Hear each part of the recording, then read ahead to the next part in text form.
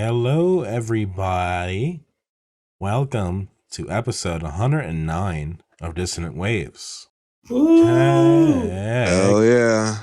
109. Yeah. Sorry, I just needed a little bit of crowd fare, Yeah, insert audience clapping soundbite here. Technically a 2022 week, which we focus on stuff that came out this year. But we've also apparently had other plans because there's some albums on the docket that have not been released in 2022. They Yep. exist in 2022. Does that count? They count for the purposes of this show. Indeed. We have two things from Black Midi, the Schlagenheim album, their debut, as well as the more recent Cavalcovers EP. We have Porcupine Tree, a couple things from them, Arriving Somewhere, which was their live album from 2006, as well as their new album, Closure Continuation. And Ritz picked two different artists, King Stingray's self-titled King Stingray, and the Carly Cosgrove album, See You in Chemistry. Indeed. What Yeah. a week. How do you yeah. possibly pick what to talk about? Because there's so much music again that No, feel like- I know exactly how to start this out with. okay. I think it's always fun to start out with what I personally, or what you personally, or what Trix personally thinks is the weakest. And last week we already had the choices from you two, so I'm starting this out. We're going with that. I think this is the weakest. Trix, you remember how you said I would get disappointed? Yeah. I can't be disappointed because I didn't find the original stuff interesting in the first place. Shit.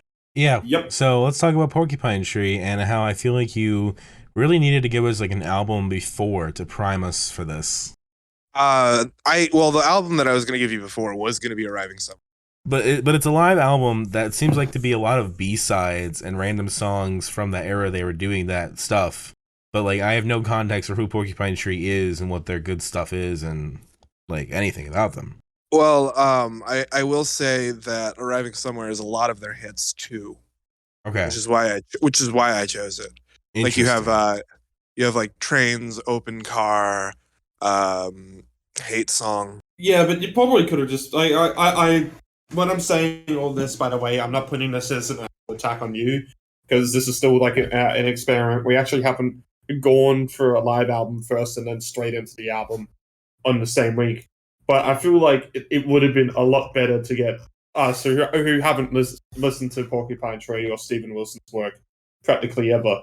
I don't know, to just get like a greatest hits compilation. Say here's the context, or a very short, or even just like a playlist of what you think the best Porcupine. That's what I was trying to do with this. Right. Yeah, but I'm more meant with the actual studio recordings and listening to it live. You're hearing a lot of people hype for these songs that you just don't know, and you're not really like. If I felt like I was a Porcupine Tree fan listening to all of it, I would be probably singing along, saying like, "Yeah, this is cool." It's like I'm there live, but now it's just I don't know. I was just struggling through an hour and 44 minutes of a live album. I didn't really give a shit about after a bit. And look, I'm probably gonna piss off a lot of prog metal fans, which is. Yeah, there's no spine like the spine on someone of a metal fan, am I right? But I mean, I just found this kind of just I don't know. Maybe it's because everyone's tried to copy a Porcupine Tree. Maybe it's because I didn't get a proper listens and stuff. But it's just like, yeah, this is prog metal. yeah, I don't really care. That's just how I felt. It is good prog metal, I will say. I didn't hate it. I just didn't care for it. Fair enough. I don't know. That's just how I felt. I know, obviously, a lot of people haven't been too happy with later Porcupine Tree stuff, so it kind of just goes like when you are. And by the way, when we're kind of covering Porcupine Tree, we're kind of covering all of it here. When I actually listened to the album, I didn't think, man, this sucks compared to live. I didn't think this is much better than live. I just thought, I'm just listening to the same stuff again. I can tell there was some differences, but yeah, the live album is far better, if you ask me. I kind of have to echo the sentiments here. Just like I was reminded a lot of like a rock outfit that has progressed and aged to the point that they're just kind of like in their Paul McCartney era of just like I'm just making songs and they're technically like proficient, but they're just kind of boring. My hot take about that is that I think that Wings is better than the Beatles. Yes, but I my mean, hot take about this is that I think Korn is better than Porcupine Tree. Those are fighting words. You have pissed off a lot of metal fans. Yeah, like that's a hard thing to do. You're not wrong. But like I was reminded, especially with Closure Continuation, which I didn't hate at all. Like it was fine. They both of these things were fine, right? Mm-hmm. But Closure Continuation, I was most reminded of the Johnny Marr album we did. Because that they just gave me such similar vibes from like what they're trying to do and where they are in life to like, okay, they're trying to appeal and do their thing and, you know, be at this older place in their life and this more mature place in their life, but it's just turning out music that doesn't really connect with me at all. Fair enough. Like the Johnny Marr albums. This is coming from someone, by the way, who was upset that we didn't like Devin Townsend. Yes, yeah, absolutely. I figured you'd be into this because of Devin Townsend. Wilson is a bit of a Townsend type, I'd say. Oh yeah, he seems to be very prolific, has a lot of musical ideas. I could definitely see a comparison to be made there. You can, I mean, but it's also like the same thing as Kevin Barnes. Like Kevin Barnes is just a lot, and there's a lot going on there, right? But just because I like those types of musicians doesn't mean I like all of them. Fair enough. And I mean, if we're going with prolific and stuff, we got 3 King Gizzard out next month. Yeah. And Omnium Gatherum was my favorite King Gizzard record so far that we listened to, so keep that in mind too. But like, all takes are hotter than they appear. Just need to put that out there. Yeah, but like this was 3 hours all told of like Porcupine Tree. Yeah, and I remember specific riffs.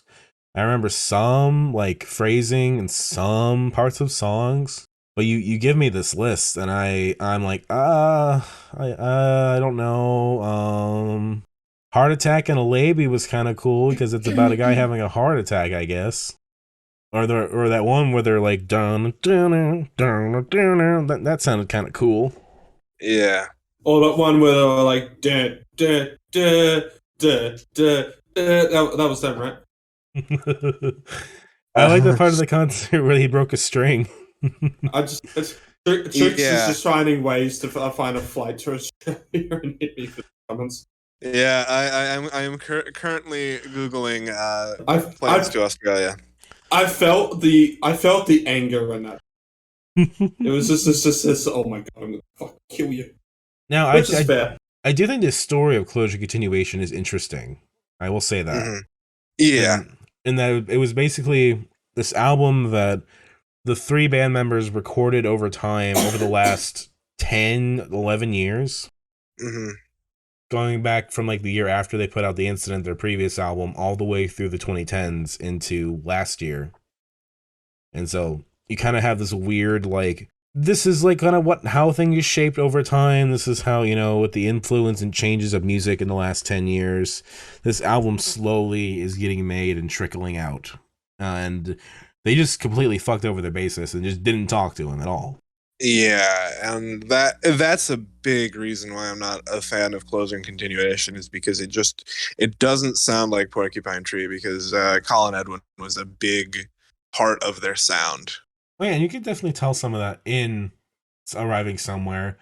Which songs I don't exactly remember, but I'm like, oh yeah, there is some bass in here. It's probably in my notes. Let's see here. I just want to point out with the Steven Wilson discography and the lore. You remember when Fantano gave all these albums Not Goods and everybody was pissed, and then he gave the fucking Steven Wilson album a Not Bad and everyone was even more pissed? Yeah. That was funny. Yeah. I guess Hate Song had a really groovy bass line intro. It did. The do-do-do, boo, do-do-do-do-do-do. Open Car, I know Blackest Ice has fun bass. If the whole thing just has fun bass all over it. The lyrics I remember also not being very impressed by. It's just like hair blown in an open car. All right, I guess that's a lyric you could put on a metal song like that. The rest of that song is about like dealing with a significant other cheating and like how that feels and like the betrayal and that sort of thing. An open car. Summer dresses down your. Trix is still searching up those slides. Yeah, I'm trying to get a discount using one of those using one of those sites that using that our episode sponsor, honey. Just kidding. We don't get sponsored by data. I'm making 6 connecting flights in Dallas, but I'm saving $3. And also losing 20 hours of your life each time. Mm-hmm. I think it's worth it for that price. Yeah. I've never flown on a plane. I have no idea what airline prices are like. If I wanted to go to Australia now, I'm gonna guess that tickets would cost me like $800. Yeah, you wish it was that fucking cheap. Yeah, and that's on a generous low end. I'm looking this up right now. Which state are you in again? Indianapolis Airport, or no, Louisville, Kentucky Airport. Flights from Chicago to Sydney. There you go. Holy shit. One adult, select travel dates. We'll say is very quick. $934. The cheapest I have. The cheapest I have is one way for $895. Yeah, on the 6th. I wasn't far off. I wasn't far off on my one way estimate. That's a lot. Yeah. I'm just looking for the one way. Come on, give me a price. Give me a price for my jet. Come on, I'm totally gonna spend. Okay, so it says United Airlines to get apparently from Kentucky, but because you have to go by Chicago and Los Angeles because there's only international airports. Yeah. 2,235. This $895 price, it's for May 11th. Yeah, next year. Yeah. And it's a 25-hour trip with one stop in Vancouver. Yep. Gonna schedule my strangulation of Ritz. Yeah, well, this one on the 10th of September, a 48-hour flight, $2.2 grand. Mm-hmm. Yep. I'd rather have my hair blown in an open car. So, Trix, if you come to strangle me, you're not going to have the money to go back. Which, on the bright side, you don't have to go back to America. Yeah, I see no downside. Well, all your stuff is here. Well, she's planning on being a nomad anyway. I'll just bring the important thing to me, one of my bases. Yeah, take that on an air flight. They've never fucked up a guitar before. I would buy it at its own ticket. It's worth it. Anyway. Yeah. Porcupine Tree. It exists. Yeah. That's really all my take. You're not gonna get much. It's I hate kind of just going to an album, listening to it, and then going back and saying, you know what? I really just do not feel like listening to it again because I could just be doing so much else with my life. But that's what I did with this album. So, are we just talking about Porcupine Tree as a whole, or are we talking specifically about the live album? Just both of them once.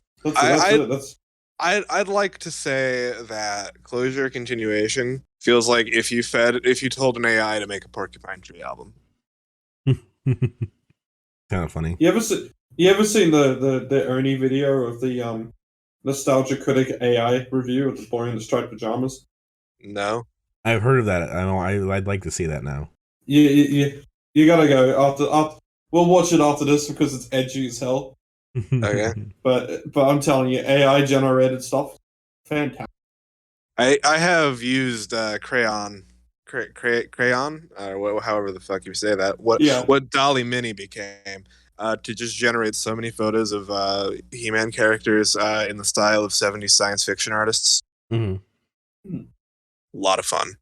I've got nothing else to say about these albums. I think I kind of enjoyed. Enjoyed is a strong word, I suppose, but Population 3, I think, was an instrumental that I thought was kind of cool. Mm-hmm. And like the last 3 tracks on Closing Continuation were bonus tracks, which I don't get. Like, was it really worth just releasing everything from that? But they were actually pretty decent bonus tracks compared to everything else. Like Love in the Past Tense, like that's a song I kind of remember. Yeah. Yeah. I can try. Let me attempt to give you some favorites and least favorites. Let me give you an attempt. Okay, so if Okay. someone wants to go first, be my guest. Ah, I'll go first. my favorite. I can just do this in 2 seconds. It's Trix. Yeah. Blender. Fair. I'll go while you still assemble your thoughts. Okay. Favorites for me. I'm gonna throw out Blackest Eyes. I love the juxtaposition of the incredibly happy sounding instrumental with just the super dark lyrics, where it's like it's so erotic when your makeup runs, and it's like just like from the perspective of like someone who's like mentally unstable. Buying New Soul, I like. It's just kind of slow, but it's one of the better acoustic songs. Always a fan of Sound of Music and Trains, just some of their better tunes. Off of Anesthesia. It's an album I've been listening to since I was like literally like 7, I think, when it came out. Absentia or Anesthesia? In absentia. My bad. It is early. Yeah. And least favorite is gotta be Lazarus. I always skip it. And then for closure, continuation, just no. I guess my favorite songs off of Arriving Somewhere, I would go with the title track, Arriving Somewhere But Not Here. 13 minutes. It seems like they really, paced it out and really gave the audience something they enjoyed. So it's like I can appreciate that. I also think Heart Attack and a Lady was kind of interesting from a songwriting perspective. Least favorites, I'm going with like fucking So-Called Friend. I wasn't a big fan of. I was not a big fan of Halo. Yeah.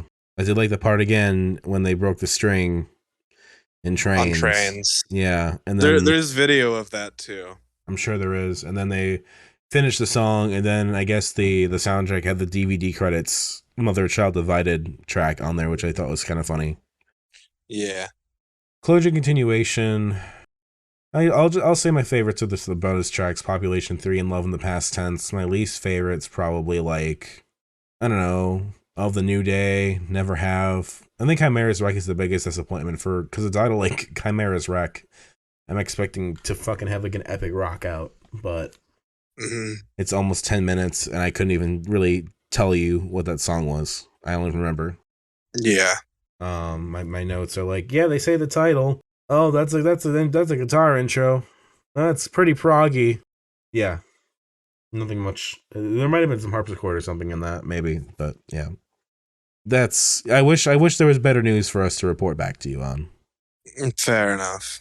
It was a lot of to get your revenge, Trix, what's your least favorite of the remaining stuff? Give me a second. This might be a hot take, but I'll explain. But I'm gonna say Black Midi Schlagenheim. You're wrong. It's not that I hate it; it's that I just like everything else more. Interesting. So it was a pretty good week of listening for you. Yeah. Let's talk about Dominic, Schlagenheim. you want to scream out the BM? She moves with a purpose. She moves with a pop. It's good noise, but it just didn't stick to my brain. Yeah, this album's pretty cool. Again, one of those things I wish we had picked in 2019 to have gotten, or at least or later to have gotten the idea before we did Cavalcade. I want to Dominic. Yes. Quick question: do you prefer this to Hellfire, or do you prefer Hellfire? Oh, Hellfire's better. Hellfire. All right, so Dominic's favorite is Hellfire. I'm pretty sure Trix, your favorite is still Cavalcade, isn't it? Yeah, Cavalcade's pretty good. I honestly like Cavalcovers. I'm gonna rate Cavalcovers over Schlagenheim. No, I'm just talking about the 3 main album. Yeah, I couldn't give you a favorite off the top of my head. I was gonna say, because it could potentially be my favorite is Schlagenheim, yours is Cavalcade, and Dominic's is Hellfire. Yes. Potentially. That sounds really funny. I like that. I need to listen to Cavalcade again because I was so not with it at the time. But maybe after appreciating what Black Midi is about more clearly, I'll go back to it with renewed sense of understanding. But I don't know. I feel like what this and Hellfire do are just so interesting and so cool. I just don't even remember much of fucking Cavalcade. Yeah.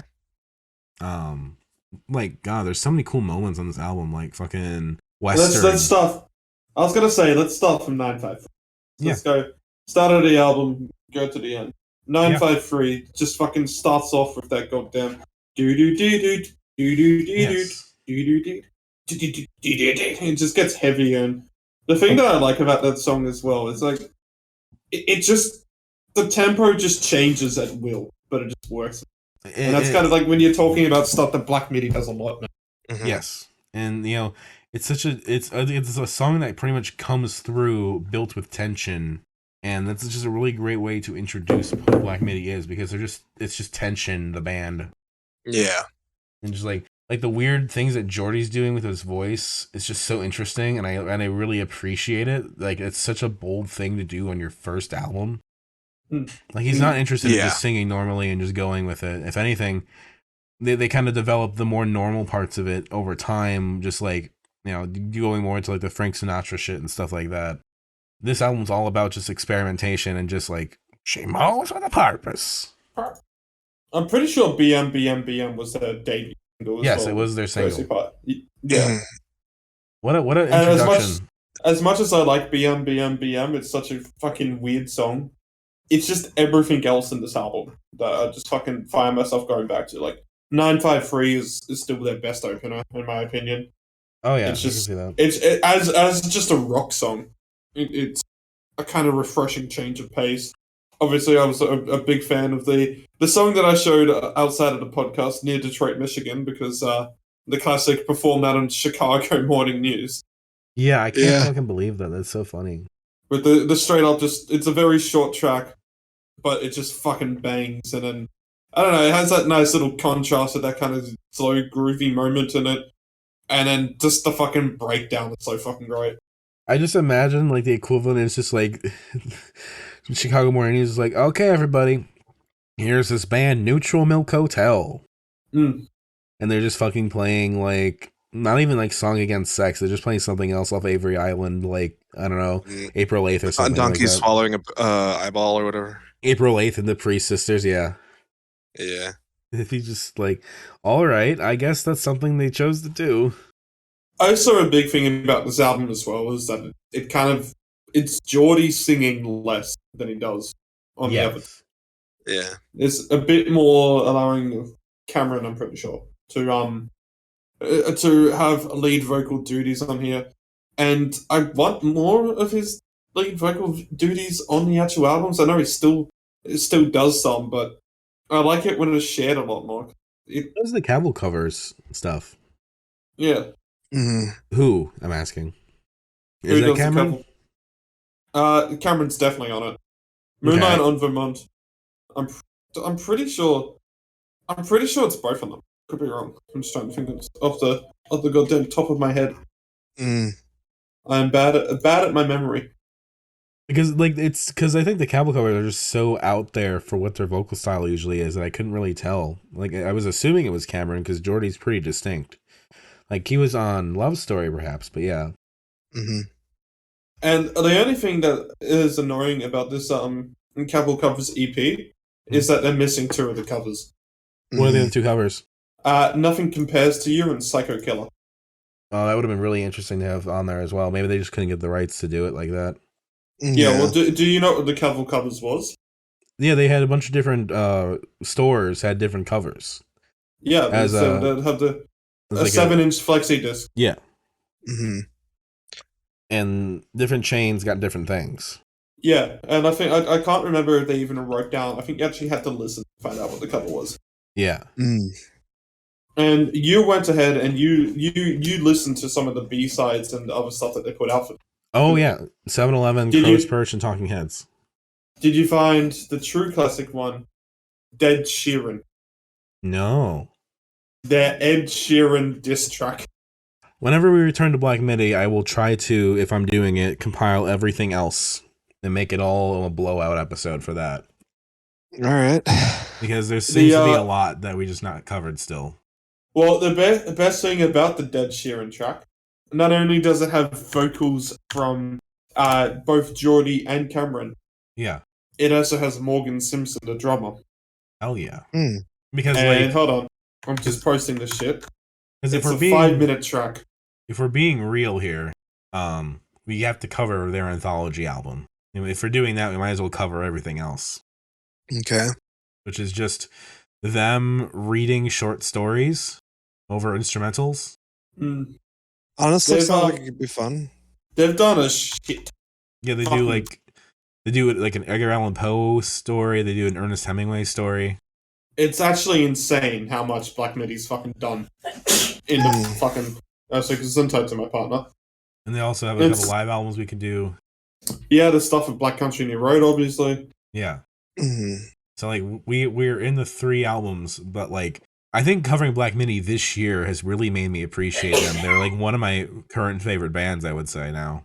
Yeah, you still have Hellfire as your favorite album. Don't you? Yes, absolutely. Yeah, and I don't know. I still prefer this debut. I like Hellfire a lot more than Cavalcade. But I like how groovy this album gets. I know it's not as avant-garde, but like fucking songs like Western, which it's just cruising, and then just that guitar when it fucking gets heavier and gets louder. So fucking just dancing. Oh yeah.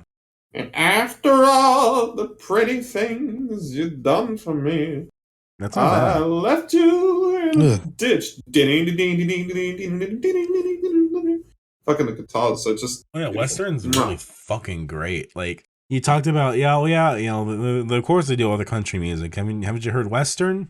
And it's like, no, but now I'm really glad I did, because that is like the genesis for a lot of their cool stuff that they do in Hellfire, I feel like.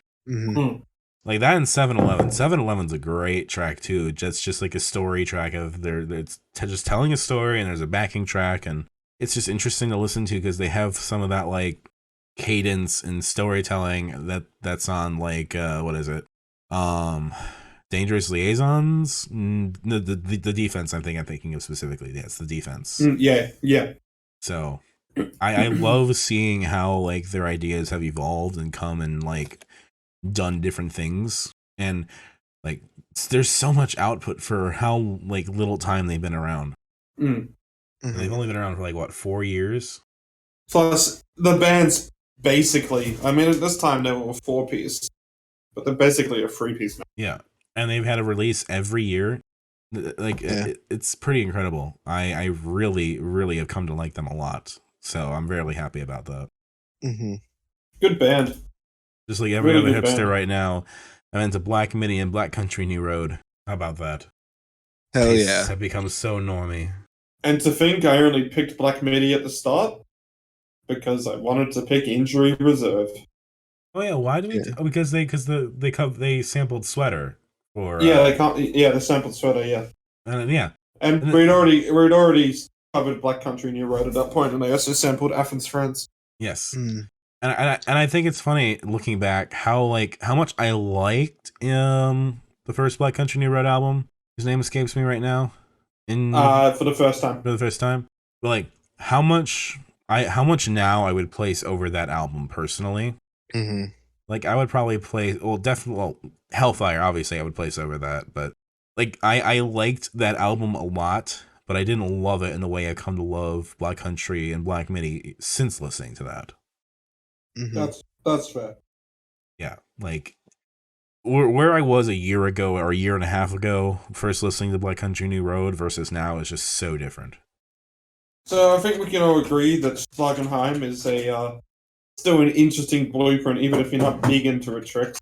But you do want to talk about the one part you are into, the actual covers. Yeah, the covers I am a huge fan of. Cavalcovers is great.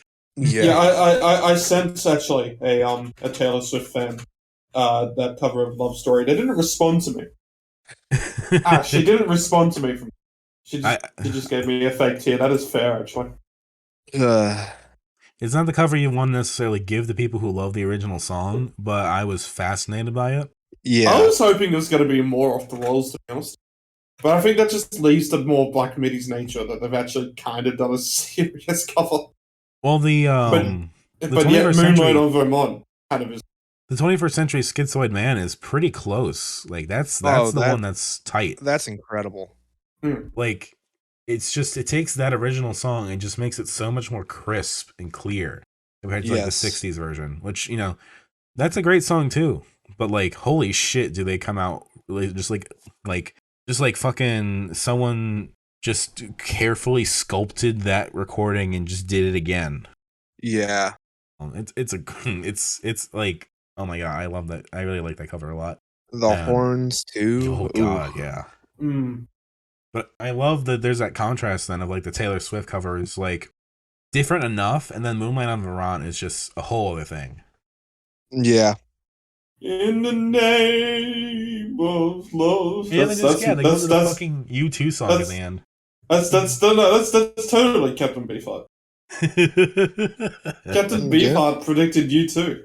Yeah. I mean, can't you see the similarities? Beefheart is an absolute unlistenable mess. It predicted U2. Yeah.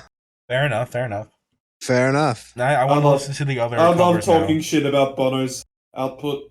It is so easy to talk shit about Bono's output. So it was Psycho Killer, and what was the other song again? Fuck, I already forgot what it was. Nothing Compares to You. That'd be, yeah. I need to listen to those because... Me too. You also need to cover Sinead O'Connor at some point. I have heard the Psycho Killer one, but I don't think I've heard that Nothing Compares to You. Sinead O'Connor is one of those cases if you just go, hey, yeah, she was unfairly exiled after the Saturday Night Live stuff, and then you look at what she's doing right now and you just go, hey, maybe we just don't talk about Sinead O'Connor right now. Yeah. Fair enough. Her album was supposed to come out in January, I think, or something, but it just hasn't. That's not Sinead O'Connor. Was she the one who talked about how she was going to get euthanasia? I do not remember. So there was a couple... Oh, was that Azealia Banks? Might have been Azealia Banks. Oh, also, it's not just Psycho Killer. I have a bunch of crazies out there, man. It's not just Psycho Killer. It was also Roxanne was mixed into it. Roxanne! Now I have to hear that. So the breakdown apparently of the Cavalcovers was that Rough Trade Records had Moonlight in Vermont. The shops for Rough Trade had 21st Century Schizoid Man. UK Independent Stores had Love Story. US Independent Stores had Nothing Compares to You. And the Psycho Killer Roxanne medley was a Tower Records CD exclusive. Trix, how long have you had that feature in your clipboard? I literally saved it last night. It's a chalk that just says Roxanne, as like it's carrying that. And you don't have to put on the red light. Fucking hell. That's so shit. What a beautiful picture. You're welcome. May I screenshot it? Go right ahead. Oh, thanks. This pic really does go hard. Good album, good EP. Black Mini's great. Yeah. Great EP, great covers EP in general. Just like, holy shit. Great album. Good top tier, good shit. Good shit. I'm adding this one to favorites. My favorites on Schlagenheim are Near Detroit, Michigan, Western, BM, probably Doctor as well. On 7-Eleven, I just really got to shout out again for being a cool little thing too. I wish those 3 songs were just on the record. Like, And then my least favorite, I don't know, years ago is pretty forgettable, I feel like. And then Cavalcovers, it's all pretty good. My favorite, though, is the 21st Century Schizoid Man. The weakest is probably Love Story, technically, but I still like it. Favorites of Schlagenheim, 953, Near Detroit, Michigan, Western, Boom Boom Boom, and Doctor. Least favorite, probably Reggae. Okay. All right. Can you get that? Boom, boom, boom. Gotta get that. Oh, no, Cavalcovers. Least favorite probably actually is Love Story. Mm-hmm. But it's not that I hate it. And favorite is, the 21st Century Schizoid Man. I know it's pretty faithful, but it's also really well executed. So yeah. Cool. Favorites, least favorites for me. I couldn't tell you. Schlagenheim. It was one of those things where like it was good noise, but nothing stuck. And nothing stood out. I enjoyed it. That's about all I can say. For Cavalcovers, least favorite Love Story, and favorite 21st Century Schizoid Man. Although I would like to give credit to Moonlight on Vermont for just being fucking rad. Yeah, absolutely. Which now leads us to Ritz's picks. You pick one to start with. Pick one to start with. Well, I don't know. Which one did you like more, Dominic? I mean, if you want to talk about King Stingray, then let's do it. Oh, hold on. Trix, which one did you like more? Carly Cosgrove. Oh, fuck, we are in a crossroads. Alright, we're going to flip a coin. If it's heads, it's King Stingray. If it's tails, it's Carly Cosgrove. Okay. Flip one, too. I lost the coin. It's tails, so it's Carly Cosgrove. Oh yeah, let's talk about Carly. I also, for the record, enjoyed the Carly Cosgrove album, but I think it's a bit more uneven. So. Oh yeah, no, I fully agree. I think it's got a great start. As in, I think the first 3 songs are really good, and then there's just a couple songs sprinkled out that are good, and the rest is just kind of a bit meh. But this is one that was recommend. Hold on. Go ahead. This is one that was recommended to me off the F.D.S Discord. Another person in there who's big on the alternative punk or emo stuff. So they listened to this. They gave it to me to listen to, and I enjoyed quite a bit of it. So I bought it off Bandcamp. I had a couple songs on my playlist throughout the year. For those who are wondering, yes, there's a shit ton of Drake and Josh references to this. So we have to start this off with the 3 words that I think all of us can agree with, and we'll probably say Dan Schneider. Tonight. Yeah, fuck Dan Schneider. Fuck Dan Schneider. Yeah, he is no friend of ours. Nope. It's in spite of him that stuff like this exists. Mm. Yeah. But yeah, no. I kind of had the opposite opinion in that I thought a lot of this was pretty run of the mill, kind of okay, fine emo music. Like not a lot of it felt super out of the ordinary for me until we get to Cloud Block and on. I actually completely agree with you, Domino. Like the last third of the record is just fantastic compared to the rest. Yeah. I think, I'm just trying to think the best words to say it, the way to enjoy the first couple songs off here, and there are songs in here that fit a different genre to the other ones, but I still think do it well. And the 2 big ones that I think at the start that I really enjoy are Monk and Really Big Shrimp. And if we take those as a true kind of Midwest emo or 5th wave stuff that we've been listening to, it doesn't compare to that. But if we throw it into a genre of kind of more of a pop indie rock, I think it's really well executed. Yeah, I mean, they're fine. They're fine songs. Like, Monk is fine, but I just, like, lyrically, this album's pretty great overall. But I just wanna be your... What the fuck? I can't remember what the full lyric is. I just wanna be a monk rock. It's all that I got. Fucking Really Big Shrimp though, which I think that's one of the few times in which I've gone, okay, I think the reference that they've had here really actually helps out for what they're talking about, because the Really Big Shrimp episode is the one I actually can remember, which is this kind of whole like recording deal and stuff that Drake was doing in the Drake and Josh episode. And the whole concept about Really Big Shrimp is about starting to blow up and get some traction and actually making a career. Mm-hmm. And the kind of panic around that, which I kind of go like, hey, is there actually...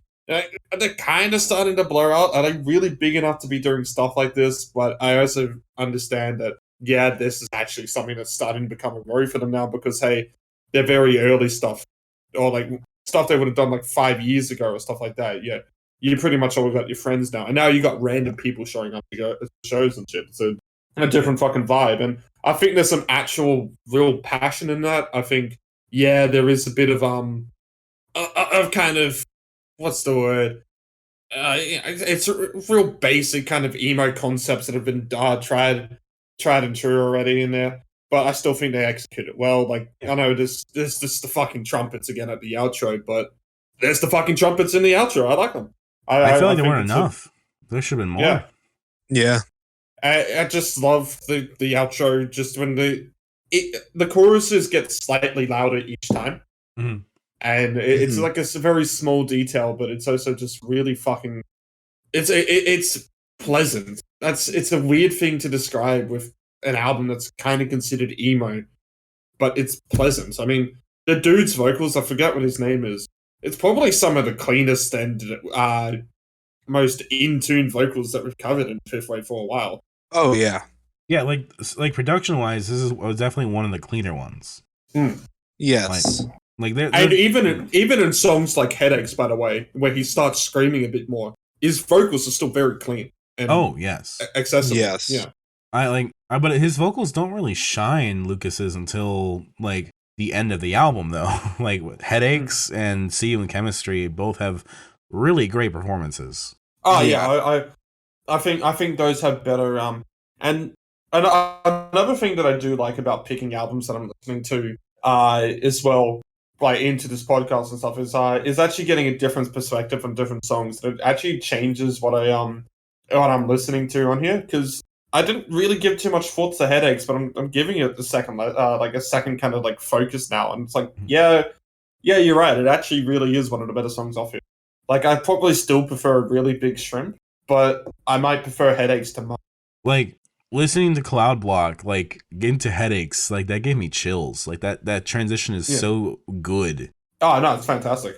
They have moments on this album where, again, this is not a great album start to finish. It's got its problems. It's a good album. It's not a fully perfect album or anything.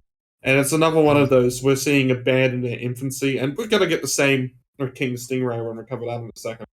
But they've definitely got the potential here to just put out one of the albums of the fifth. When we get into the sixth wave, which will probably be a couple years and stuff, it might even be many years. Mm-hmm. But I can see if we're lasting, yeah. Yeah, if we're still doing this podcast by the time sixth wave is started, we will 100% be making a fifth wave list, and we're going, okay, it's over. What was the best? And if we start covering all of these, we start to get kind of like an idea of what truly was the best, and all that, and we cover stuff in their infancy. We get into that, and it's when you see bands like this, which are just kind of young, but they've got the pieces there. They just need to make it fit. It's where you just go, okay, keep an eye on them, because I reckon they'll be one of those. Yes. Those artists. Mm-hmm. And it's hard to sell for a band that just constantly references Drake and Josh and iCarly and all that stuff, if it's going to be. But there's a chance. Like, maybe they're a band that only becomes a couple great songs and that's it. Maybe they do put out a really fantastic sophomore record. Maybe they have a slump. Who knows? But that's the thing. I'm still liking this. This is interesting enough to say, hey. Yeah. I think they position themselves in a really good place to blow themselves out of the water if they do that really great second album. And like, because it's like, Weekend Run Club, for example, I was just listening to some of what Mitchell was uploading to like Instagram and stuff. And like, Mitchell's vocals have progressed a lot. And I'm really excited to see how that album turns out and if they go harder. Have you listened to have you listened to the song in the collaboration? Which one? Strangers. No. The one from the new the collaboration this year. It's the actual first Weekend Run Club song for a while. I forgot what the collaboration was called. Let me actually check out what the collaboration was called. One of you actually posted it, so. Oh, okay, fair enough. The Never Erased compilation. Yeah, that's what I thought it was a genuinely great. Like, I'm surprised they saved that for a compilation. I thought that was a good single into something, but I guess we'll see, because if that's recorded using the new band members, which I have no reason to think it's not, my fears of the Weekend Run Club changing with that whole into kind of or fading away. Sorry, with the different members is kind of a bit faded, because that's a really fucking strong song for a fucking compilation. Yeah, okay, I'll have to listen to that, because if OK Cool and Weekend Run Club just become two really great bands, that's great too. Yeah. Well, OK Cool is surprisingly more going closer to the kind of math rock near fifth wave in their program. So that's the kind of part about it. They're kind of just going off into this other thing, whilst Weekend Run Club is that kind of indie rock, which not everything needs to be fifth wave, but everything will be fifth. Like, that's one of those things too. I feel like they could potentially go that route too, like if they want to. Like, I don't think that's outside of like what they're interested in. Like, I would love to see the pivot to just experimental vocal stylings and just a different sound altogether because of the new band members. Like, this is just a pure riffing. I have no idea, obviously, but like, I think fifth wave, like if you're paying attention to fifth wave emo, like there's just so much to it that some people might decide, okay, I want to target this more directly, because this wasn't really a thing when my first album came out, when my first batch of songs were getting out there. And And so like maybe there's something that's like, okay, this is something that I can kind of hang my hat to because this means something to me. This is something I vibe with. Mm-hmm. Oh, so to put on some related news to the fifth wave and stuff, Bigger Boot has just announced that they've raised $105 for the surgery from for Bandcamp Friday for their friends. So congratulations on that. Hell yeah. Yeah, Bass Cameron, hell yeah. $105 is pretty good for an album that still is still slowly blowing up, I would say. I think there's gonna be more momentum as time goes on. But yeah, this Carly Cosgrove, it's like if I was to give this album a score, it would probably be a 6 or something. It's one of those ones where I think it's still got a lot of flaws. Like the songs that we don't talk about, like The Great Donny is like one of the most boring singles that they could have put out. The Great Donny. I didn't. I'm just like, okay, this song's kind of exist.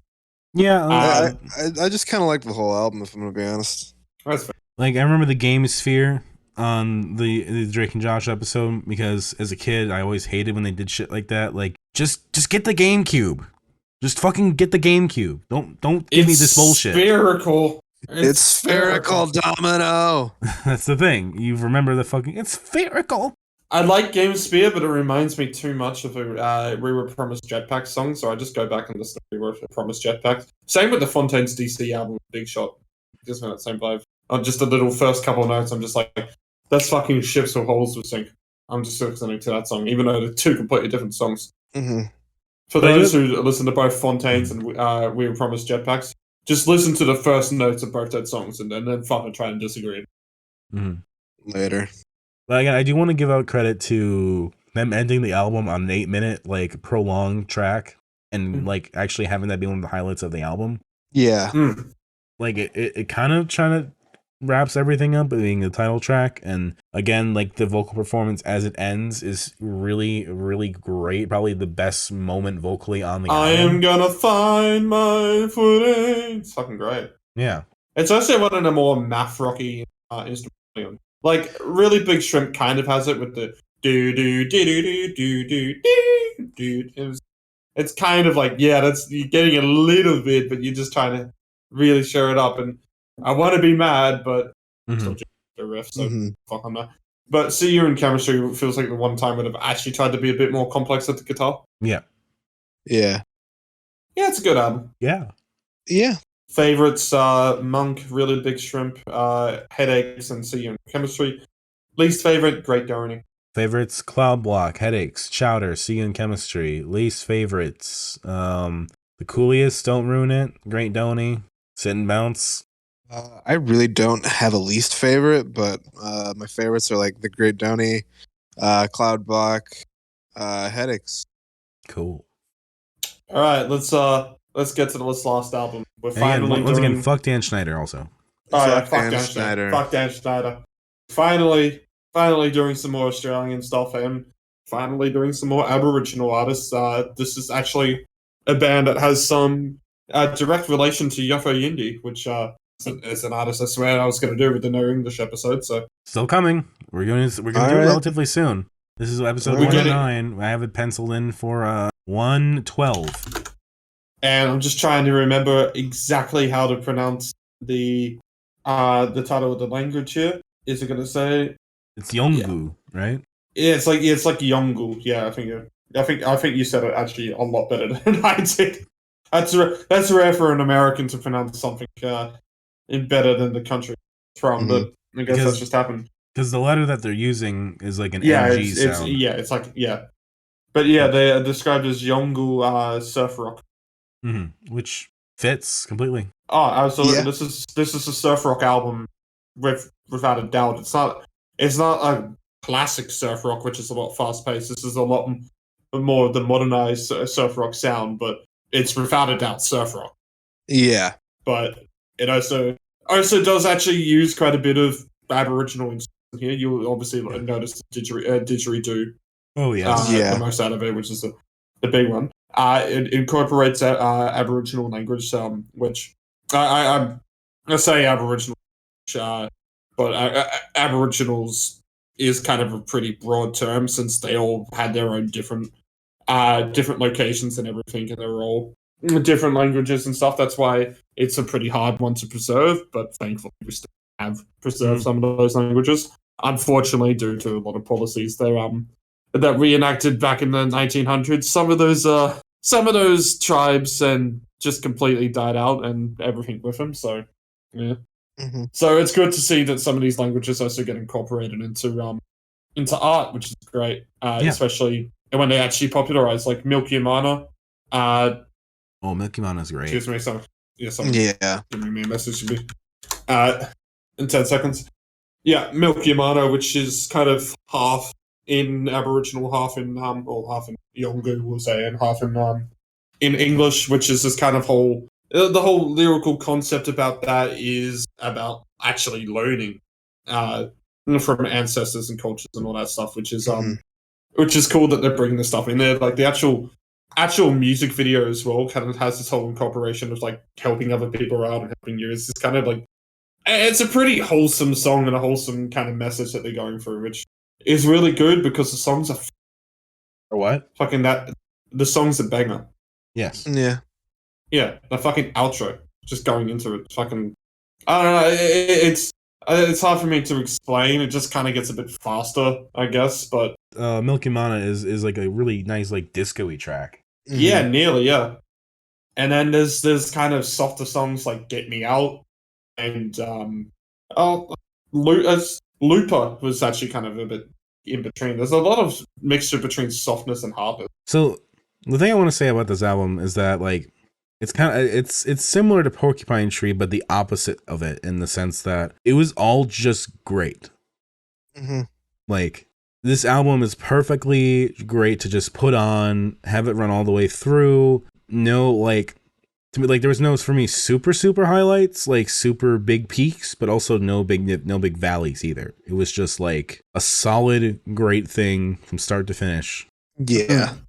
I do think there are highlights here. I think Let's Go, Milky Mana, Camp Dog. Oh, there are highlights, absolutely. But like, yeah. Hey, Wanaka. Fucking yeah. Great thing as well, because I saw this band live, thankfully, when Nice. they opened for Ballpark Music. The vocals live are just as good as they are studio. That's good. Yeah. This band kind of sounds the exact same live, Good. which is insane. That's impressive. They definitely aren't lip syncing it. They're playing those instruments. They're playing them fucking perfectly. And yes, they do incorporate the didgeridoo live. Thank fuck. They should, absolutely, no question. Mm. But it's not one of those ones where King Stingray could, especially when we're starting to get a bit of an influx, could just stand out as well as, hey, here's a popular band, and oh look, they're indigenous. That's a highlight, and they obviously are using the fact that they're indigenous as a big part of their music, because they use the language and stuff. Yes. And yes, they're obviously related to Yofo Yindi. Yes. But you put that all aside and you just listen to this album, and it still works. It's one of the better surf rock albums to come out of Australia outside of Hockey Day.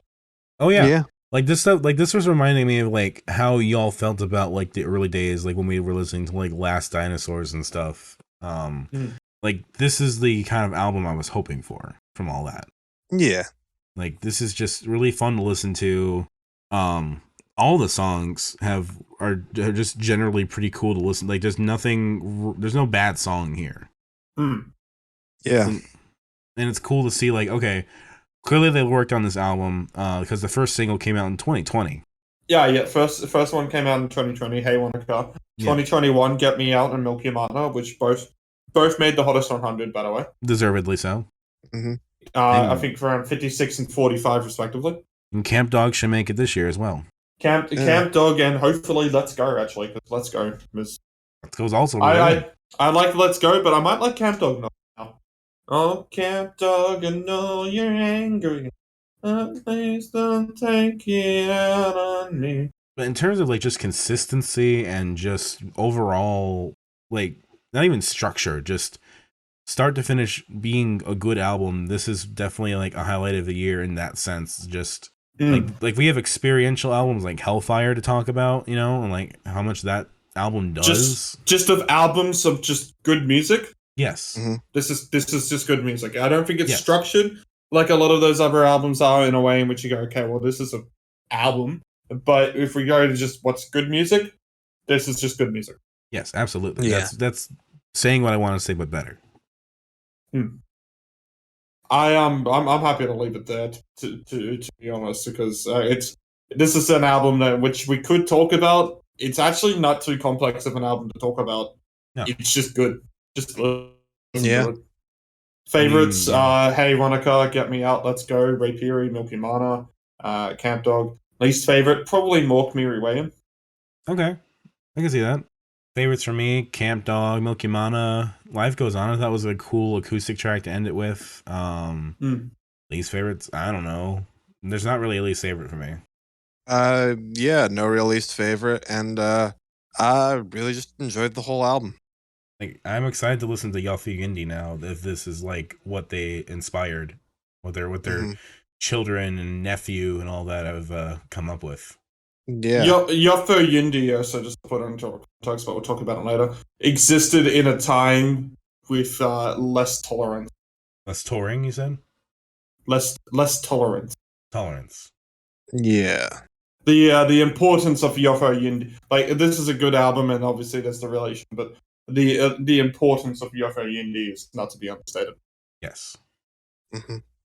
But until then, I'm going to quick rank the albums. I'll probably put the studio album just before the live album for Porcupine Tree. Then I'll probably put Carly Cosgrove, then Cavalcovers, then King Stingray, then Schlagenheim. So you're putting Closure Continuation over the concert or under it? Under it. Got it. Gotcha. I'll go next. Closure Continuation. Gonna then go Schlagenheim, Cavalcovers, Arriving Somewhere, King Stingray, and Carly Cosgrove. I'm gonna go bottom is Closure Continuation, then Arriving Somewhere, then Carly Cosgrove, then King Stingray, then Schlagenheim, and then the top is Cavalcovers. Well, right. Do we want to? Our next episode of recording is actually 2 weeks away. Do you want to announce what you're doing next week, or is it a little still not confirmed yet? Not completely confirmed. I can also just cut this part out if it comes to that. That is fair. Right. The plan right now is that we will be having our first interview on the podcast next week. Yeah. We will be talking to one Lorenzo G. Cook of Petite League and Spark Alaska fame. Indeed. And what we're talking about, I've suggested a couple things. We'll have to hear back and see whatever he's cool with. It doesn't seem like it's going to be that big of an issue, but we're still confirming dates and such. So hopefully that'll work out, and you'll be seeing that in your feed next after this. Yeah. But I might cut this out, and something else will happen. But Ritz is on vacation next weekend, so like it is what it is. Yeah. If we just do a random minisode, yes. But for 2 weeks let's out, pick what we're doing. I am going to go back to Australian stuff. I'm tempted to pick something not Australian, but we're just going to go back to some Australian stuff because, hey, haven't done that in a while. We're going to pick Love, Board and Bicycles from Baker's Eddy. That's going to be the first one. And I think we have to kind of do it. We'll pick the Chats Get Fucked as well. Hold on. Right. I need to take that again. Give me one moment. I have no idea what the fuck you said at first. Baker's Eddy. Their 2022 album. Okay, Baker's Eddy. I will figure that out. Whilst Dominic is doing that, Trix, what are you choosing? And then I'm going to be choosing, going to be going back to, if you remember the whole compilation I did with the Noteworthy 01. Yep, I know what you're doing. I'm going to be doing the new album by the band Thick, Happy Now. Yep, that was what I expected. Really? Yep, I actually did remember that one. Damn. I didn't realize that was an album that had come out even. So I saw it recently. I was like, do I listen to this? It'd be a bit before it's chosen. It's the Egg Tit. Yep. Oh, great. I don't know why I thought that was an Arlie album. No, the Egg Tit is Thick. In my head, for some reason, I see Thick. I see Thick now, but I see Arlie in my head. Anyway, I Dominic, Oh your yes. pick. So I suggested it as a fun little thing a couple weeks ago, and then I'm like, you know what? Let's just do it. I am picking our first voyage into car seat headrests. We are doing Twin Fantasy, both mirror to mirror and face to face, the original version and the re-recorded 2018 version. All right. That's gonna be fun. Yeah. Because Spotify won't shut up about listening to car seat headrest. Apparently, it will fit right in with the rest of our usual picks. All right. Until then, when we finally cover car seat headrest, I have been Ron, and you can catch me on Rivos. I've been on for kids at GitHub.io. I serve a YouTube channel that's linked in the description below. My name is Dominic. You can catch me online at DACICHOCKI. I have a YouTube, Dominic Chikoki, that just has my short film Beat, which is cool. I'm also on the Games My Mom Found podcast here and there. You can hear an episode about something, I don't know, Bouncer or something. An East game, Dragon Ball Z game. I do a number of episodes. So if you want to check any of my video game opinions, you can go there. I have been Trix. You can catch me on Twitter at procrastinaut_. It's like procrastinating astronaut then _. I have a bunch of other stuff online. And yeah. Catch us all on Twitter at Dissonant Waves. Dissonant Waves @space. We have a YouTube channel. Buy our merch. We'll have a link to the Redbubble page in the description. Yeah. And just to reiterate now, for 2 weeks out, our album choices are Car Seat Headrest, Twin Fantasy, both mirror to mirror and face to face, Thick's Happy Now, Baker's Eddie, Love Boredom Bicycles, and the Chat's Get Fucked. Mm-hmm. We'll catch you all next time.